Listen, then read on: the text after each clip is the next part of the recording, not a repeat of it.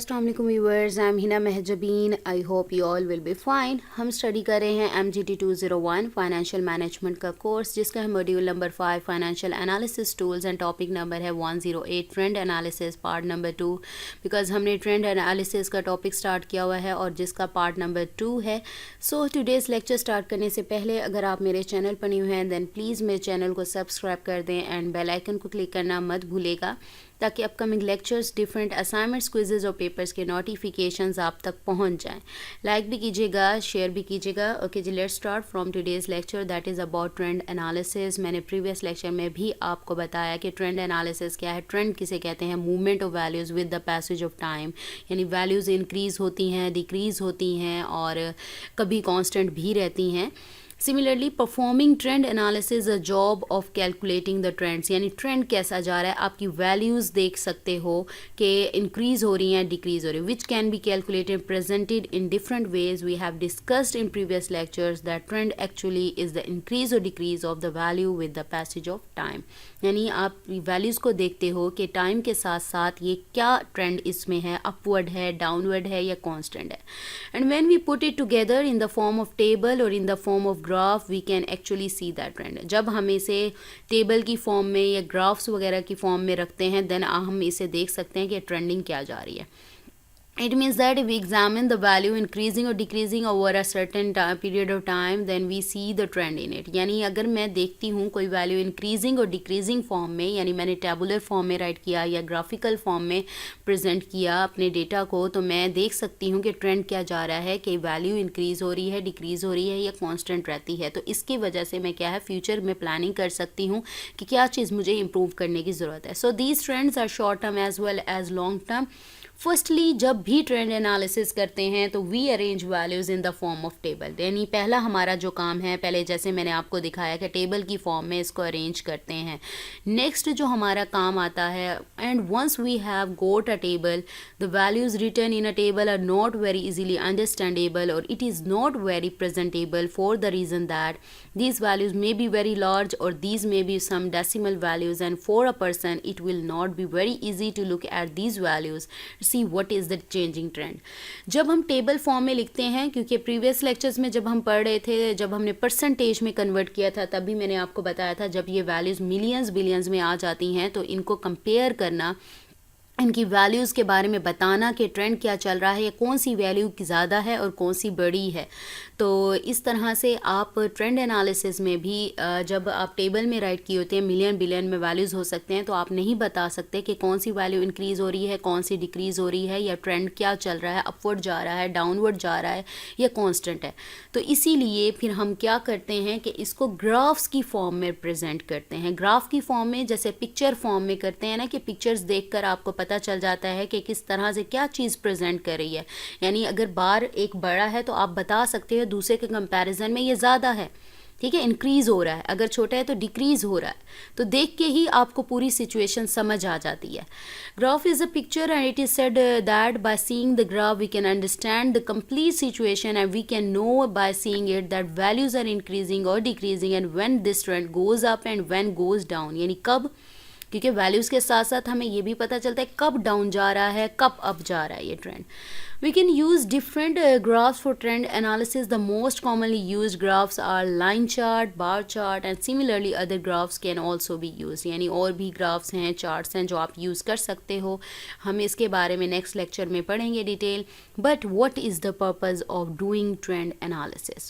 First one is forecasting, predicting or estimating. We can do trend analysis for many purposes, but most commonly it is done for forecasting or estimating the future values, or for prediction, meaning that by looking at the past we try to predict the future. अभी बात की कि जब मैं देखती हूँ previous years जो हैं 5 सालों का, अगर मैं ट्रेंडिंग एनालिसिस करती हूँ तो प्रीवियस 5 ईयर्स में मैं देख सकती हूँ कि क्या ट्रेंड जा रहा है, कि मेरी जो सेल्स हैं वो इंक्रीज़ हुई हैं या डिक्रीज़ हुई हैं, या एक्सपेंसेस जो मेरे हैं वो इंक्रीज़ हो रहे हैं या डिक्रीज़ हो रहे हैं। अगर तो मेरे जो एक्सपेंसेस हैं वो इंक्रीज़ हो रहे हैं यानी पिछले सालों से, तो मुझे क्या है, इन पर कंट्रोल करने की ज़रूरत है ताकि जो मेरे एक्सपेंसेस हैं जितनी रिक्वायरमेंट उतने रहें और उससे ज़्यादा बढ़े नहीं। और जहाँ अगर मेरी सेल्स बढ़ रही हैं तो मीन्स अच्छा जा रहा है, और मैं बता सकती हूँ, प्रिडिक्ट कर सकती हूँ कि आगे भी फ्यूचर में मेरे लिए बेनिफिशियल होगा। लेकिन अगर आपकी सेल्स और रेवेन्यू कम जा रहे हैं तो आप क्या है, आपको इम्प्रूवमेंट की ज़रूरत है, ताकि कुछ ना कुछ करें, कुछ मैथड्स यूज़ करें, कुछ स्ट्रेटजीज करें, किस तरह से आप अपनी सेल्स या रेवेन्यू को बढ़ा सकते हैं। तो इस तरह से फ्यूचर के लिए आप प्लानिंग कर सकते हो पास्ट को यूज़ करके। It means that in the past the values that goes up or down, then by seeing them we can make upward or downward or horizontal analysis. Trending कर सकते हो, अपवर्ड डाउनवर्ड यानी किस चीज़ को up करना है, किसी को डाउन करना है, या किसी को कांस्टेंट रखना है यानी हॉरिजॉन्टल रखना है। And then to project them in the future, try to see that what is the chances of these values to reach in the upcoming days और मंथ्स और ईयर। यानी फिर मैं इसको देख कर बता सकती हूँ अपकमिंग ईयर्स में, भाई इतने सालों से ये काम चल रहा है। वैसे भी देखा जाए, हम जिसे अंदाज़ा लगाना कहते हैं ना, कुछ सालों से हम ये कुछ चीज़ें होती हुई देख लेते हैं तो हम कहते हैं अब भी यही होगा, ठीक है। तो इस तरह से प्रिडिक्ट कर सकते हो।